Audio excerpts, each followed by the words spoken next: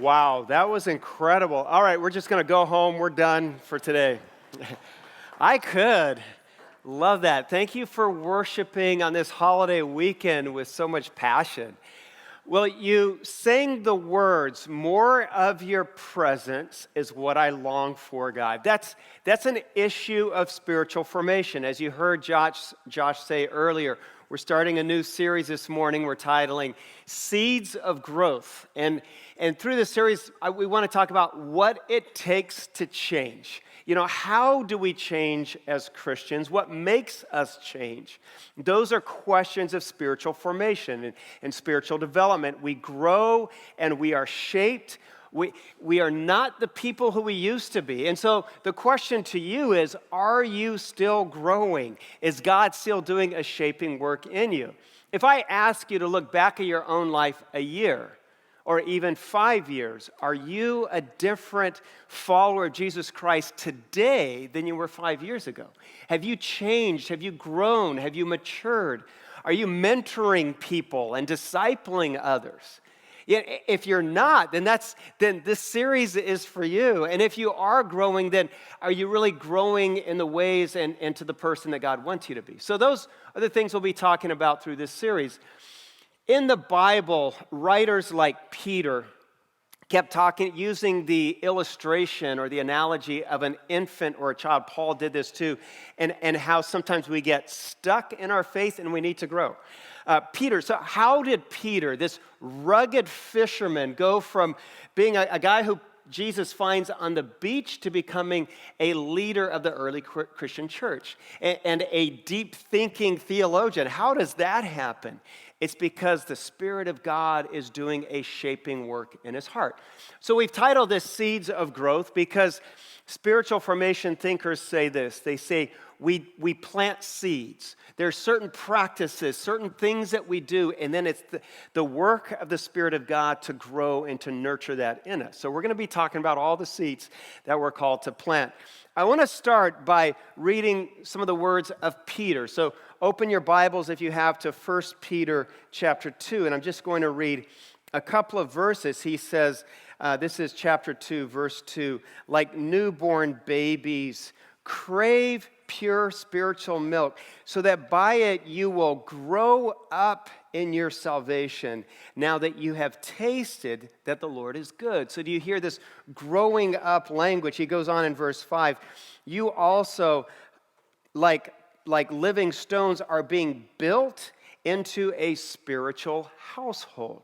And so he uses this analogy of an infant that is growing up. And his point is this, and it's Paul's point too. You know, a child that acts like a child, what do we say? We call them cute and things like that. Babies, for example, we hold newborn babies.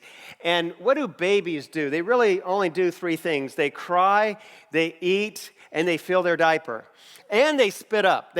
And I've heard mothers say things like, "I love the smell of spit up." Well, I don't get that. That I can't get my head around. But when a baby acts like when an infant acts like an infant, we love it. When a grown adult acts like a child, it's kind of a tragedy, isn't it? Maybe you've heard that YouTube just launched a new channel or a new service called YouTube Gaming just this last week. And YouTube Gaming allows you to do this. It allows you to log on to YouTube and watch other gamers game. And it's awesome. So you don't actually play the game. You just log on and watch them play. I don't even know what that means. I mean, what are you doing with your life if you're sitting there? But now there's 35-year-old men, not women, 45-year-old men watching other gamers game. And the gamers are angry when they get made fun of. They say, "You don't understand our community. We have this community that wants to be together." It's just weird. Anyway, so when a grown person is not maturing and not changing, there's something wrong. Sometimes spiritually, we become okay with stagnancy. Sometimes Christians become okay with not growing. The thing is, we are meant to grow in clear, identifiable stages. Some call them stages of faith. One of the leading thinkers on this, his name is James Fowler. He's a professor of theology at Emory University. He's been there for decades. And he writes this piece titled Stages of Faith. And he says that in his study, he believes, and he's found that there's 6 stages of faith, clear, identifiable, sequential stages that we grow through. Maybe you think there's more stages or fewer stages, or maybe you don't even like his stages. It doesn't matter. Here's the kicker. James Fowler says, and then Christian educators and theologians widely agree with this premise. He says this: if there's 6 stages, he says a vast majority of church growers and Christians never get past stage 3. Most Christians live at the halfway point. Most of us are only half the Christian God made us to be. And you're sitting here right now and you're going, well, that's not me. I'm the exception. I'm up there at stage 5 or 6. And we'll spend one Sunday down the road talking about these stages. But my point is, no, most people in church only get halfway. This series is about how to break through that. I was sharing this idea at a lunch table with some distinguished Christian leaders, and I said, yeah, most of us here, most of you here actually have never gotten past a halfway mark. And one of them almost got mad at me. He's like, that's not me. I don't want someone telling me that. I go, well, it's a fact, there's nothing I can do about it. But those are the issues that we want to talk about in this series. You see, in life, think about this with me. In ordinary, everyday life, we would want to dramatically change things if we were told you are only half the parent you can be. We don't want to change that. If someone said you're only half the husband or half the wife you really can be, we want to change that. If someone said, you have incredible athletic potential, you're only half the athlete you can be, we would change that. Halfway just isn't satisfying, but that's where many Christians are. What if you told your kids, hey, it's a holiday weekend, we're going to San Diego for the weekend, Legoland, we're going to go to the beach, and then you start driving and you get about halfway. What's about halfway to San Diego? Yuma, and you stop and you say, hey kids, we're going to vacation in Yuma. And they're going, but Dad, we wanted to make sandcastles on the beach. And you said, oh, don't worry about that. There's a river by the prison, and we'll make castles out of tumbleweed, And it's going to be a really disappointing, difficult weekend, isn't it? It was just like 2 years ago, it was my wife's birthday. And we had lived in Arizona for about 10 years, and for 10 years she'd been saying, I want to see the Grand Canyon. We've never been. I want to see the Grand Canyon. Finally, and the problem is, I think of myself somewhat of an athlete, but I hate hiking. I don't think it's a sport. Some of you like hiking, God bless you. Anyway, so she wants us to go hike the Grand Canyon, and so it's her birthday, so I agree we're going. I mentally prepare my sons weeks, even months ahead. And so we all drive up there, and we start hiking, and we get down to this lookout place, and there's a sign. It says, you're about halfway. And I said, this is far enough. And she says, no, I want to get down to the Snake River, Palmer. I want to put my feet in. And I go, you can take a picture from here because it's a long way down. And so I had the boys take a bunch of selfies, and we started to go back, and she's not happy because she says, I want to go down in the canyon. I want to get all the way down in there. My sons are ready to go. They're trying to get $50 off me for the donkey. They said, it's 50. I said, I'm not paying. They're hassling me. I said, you guys are athletes, just walk. Anyway, we get to the top. Do you know what I felt like? I felt like a Canadian tourist getting back on their tour bus. That's what I felt like. I felt cheated, even though I'm the one that led the charge to go back at the halfway point. And it's just not satisfying. And sometimes Christians can live most of their lives underdeveloped spiritually. And this series is about breaking through that. I hope to grow in you a healthy dissatisfaction with where you've been spiritually, especially if you've been stagnant in your faith or if you've drifted and it feels like you're far from God. The ancient spiritual writers, I'm reaching back like 500 years to Thomas A. Kempis, who writes The Imitation of Christ, or to St. John of the Cross, who writes The Dark Night of the Soul, or even more contemporary writers like Richard Foster, Dallas Willard. They write about seasons of growth. And I want you to think about your own life, just kind of look inside and ask, what season of spirituality are you in right now? They talk about the one season that hopefully all of us have been through. It's a season of spirituality when God seems alive. You pick up the Bible and the words seem to jump off the page. Every page you read is riveting. And then when you go to pray, it feels like God is right here. This closeness to God they describe as consolation, this season of consolation. God is close. You come to worship, and as we sing with Josh, you go like, man, this song was written just for me. And then when the preacher preaches, every word seems like it's just for you. Maybe you've been through that season when God feels very close and alive and real. Maybe you're there right now. The truth is, though, all of these spiritual writers say that doesn't always last forever like that. Sometimes we go through seasons of stagnancy. Sometimes we plateau, and we pick up the Bible, and it just seems boring. I've read that before, Leviticus 5, what's there? And you're wondering. And then the preacher starts to preach, and you fall asleep in your chair. And that even happens at the Grove. And those things happen, and then God feels far, and you end up like a bonsai tree in a pot, and you just are the same size, and you're not growing. And so they say that we hit these seasons of plateau, seasons of stagnancy. Even worse sometimes, followers of God will enter into seasons of desolation. They say that's the worst.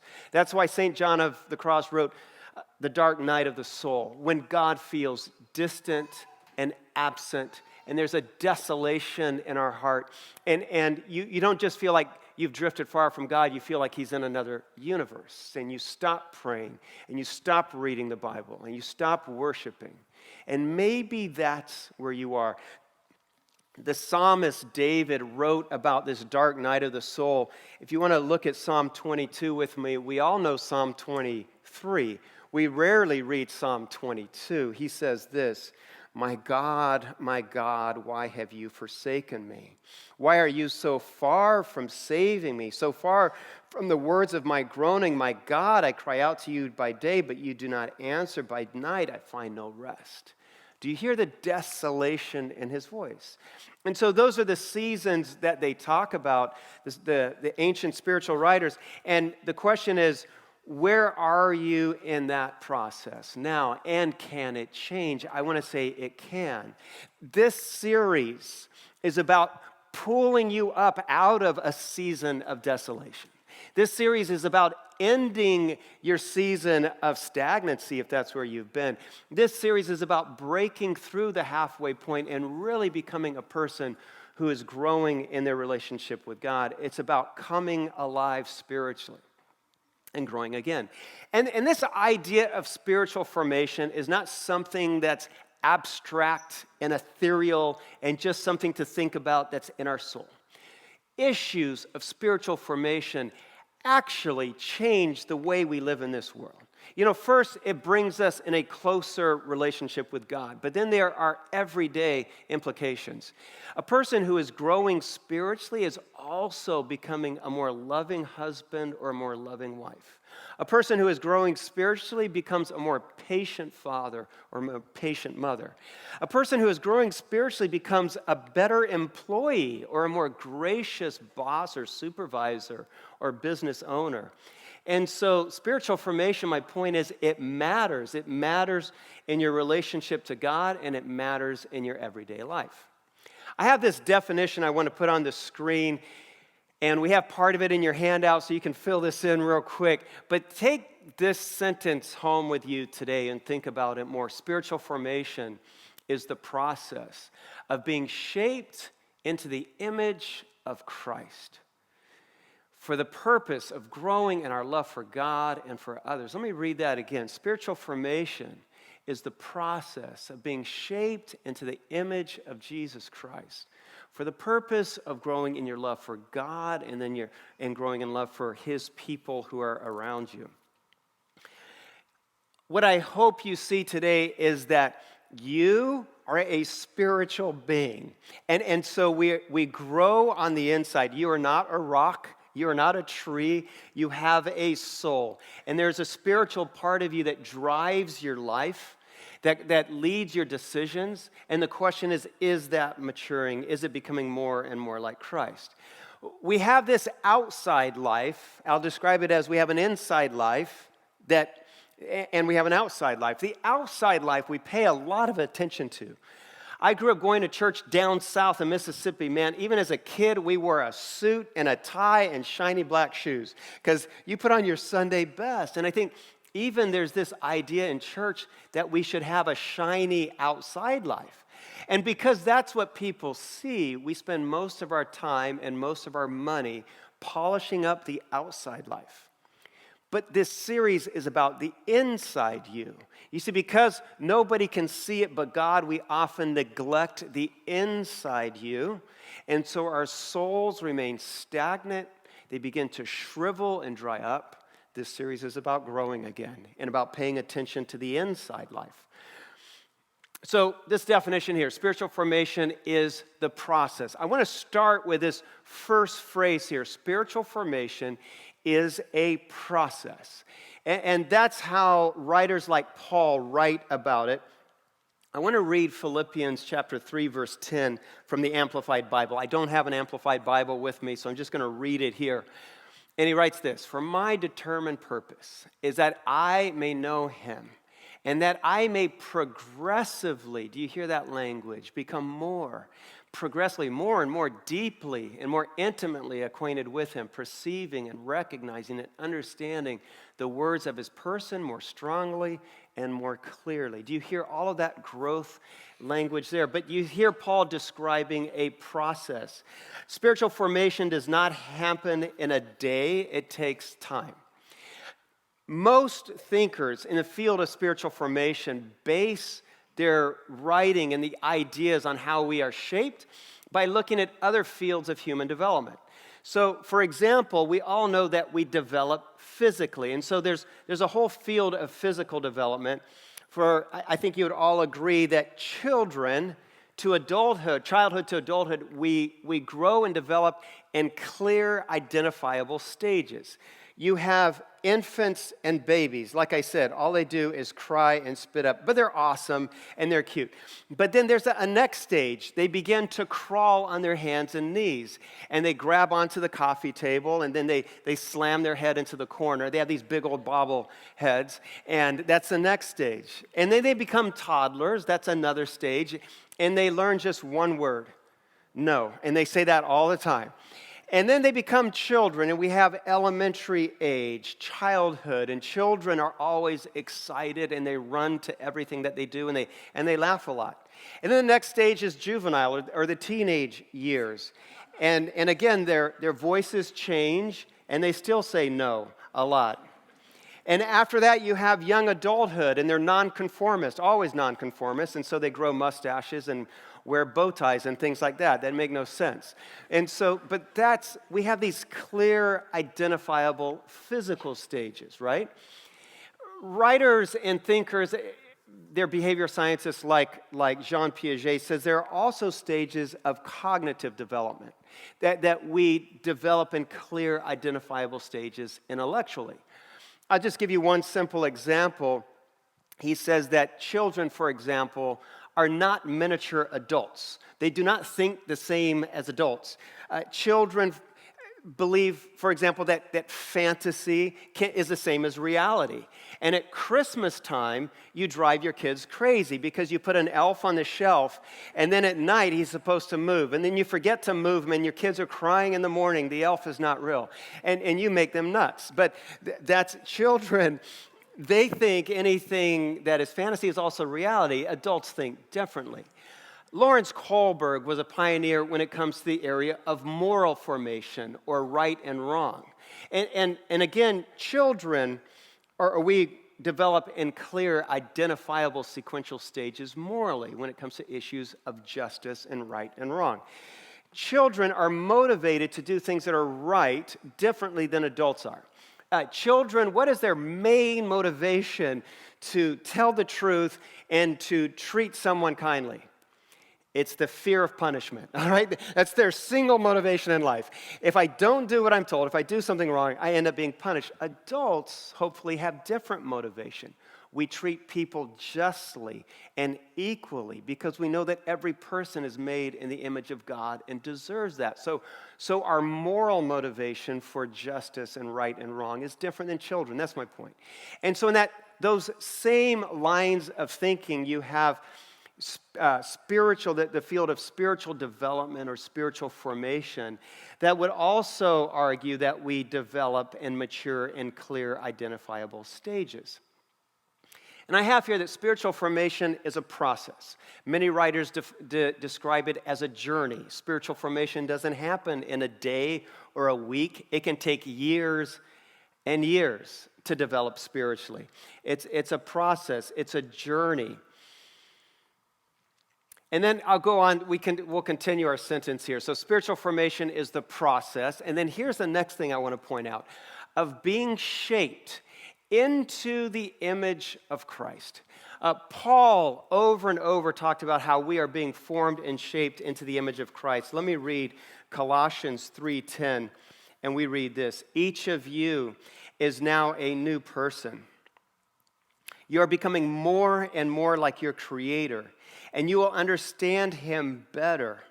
Do you see how Paul is using this language of being shaped? I want you to add something to this description here. I have here that it's the process of being shaped. Let's go back to the last slide we were on. And I want you to add something of being shaped by the Holy Spirit. Write that in. Because we don't do the shaping. I said that we plant the seeds and then the Spirit of God does this shaping in us and we grow.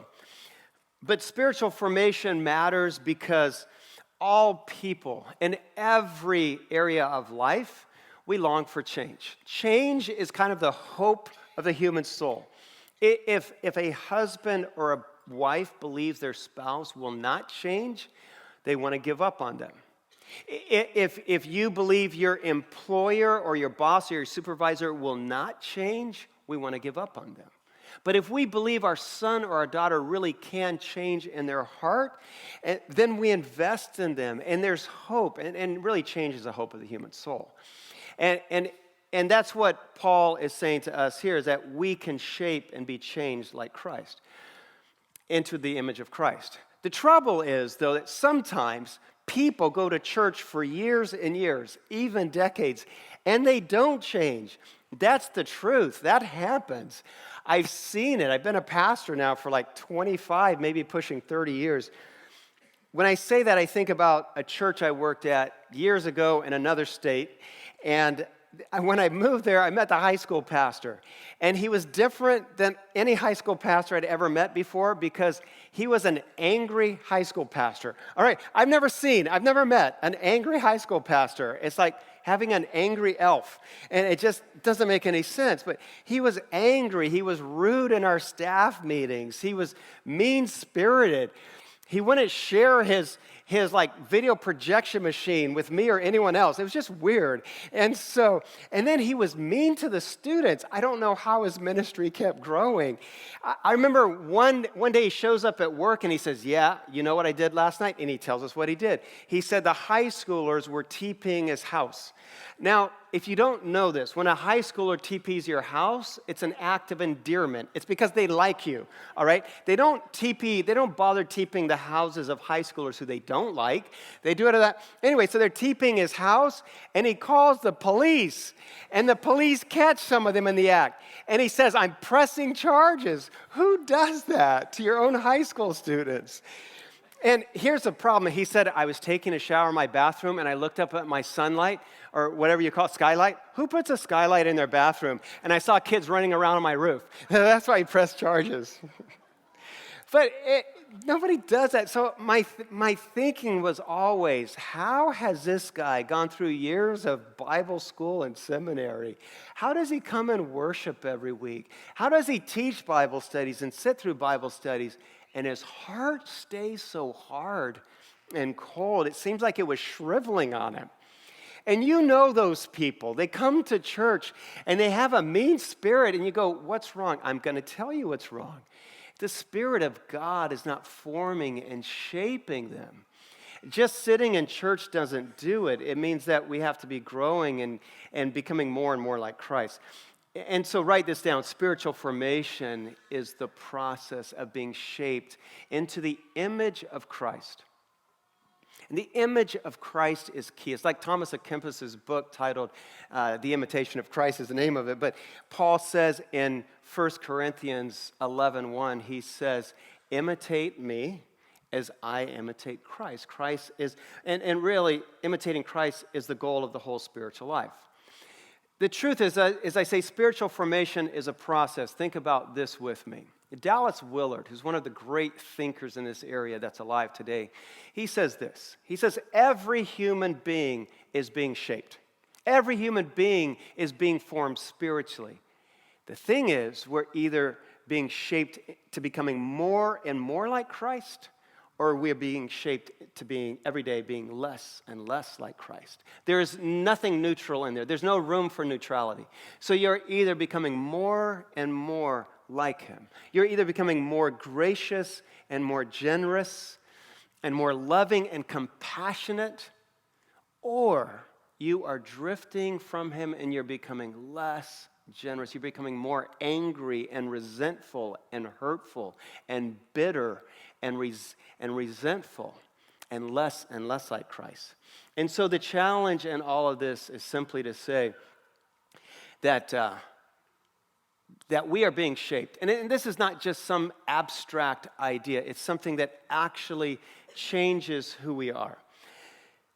The final part of this definition that we started with this morning, so we started with spiritual formation is the process of being shaped into the image of Christ. And then finally, the last part of this is for the purpose of growing in love for God and for his people. I want you to turn in your Bibles to one of my favorite verses in Scripture. It's Mark chapter 12. And Jesus is talking about the Shema. And he says this. This is Mark 12:30. And then verse 31. He says, love the Lord your God with all your heart, with all your soul, with all your mind, with all your strength. And the second is this, love your neighbor as yourself. There's no commandment greater than these two that he just put together. So genuine spiritual formation is, the end result is that you love God and then you love people more. It's rather simple. I think too often we turn, and I've seen this in churches for years and years of my life growing up, we turn spiritual formation into sin management. We almost look at it as though if I can manage my habitual sins, and we make it about this private inward thing, then that's okay. If I manage my sins like I don't drink so much, I don't smoke, and I don't watch too much South Park, then I'll make it into heaven. Honestly, that's what it seemed like to me as a high schooler, that spiritual formation was just about managing the things that were wrong with me. It's not. It's about becoming a new person who's like Christ deep on the inside. I want to close by reading something from Don Miller's book, Blue Like Jazz. If there's 3 or 4 books that have shaped me as a pastor, as a Christian man, one at the top of that list is Blue Like Jazz. And his last chapter is on loving Jesus. And he writes about a friend who goes to interview Bill Bright. I don't know if you know the name Bill Bright, but he was the founder of Campus Crusade. And here's what Don Miller writes. He says, a guy I know named Alan went around the country asking ministry leaders questions. He went to successful churches and asked pastors what they were doing, why what they were doing was working. It sounded rather boring, except for one visit he made to a man named Bill Bright, the president of Campus Crusade. Alan said he was a big man, full of life, who listened without shifting his eyes. Alan asked a few questions. I don't know what they were, but as a final question, he asked Dr. Bright, what does Jesus Christ mean to you?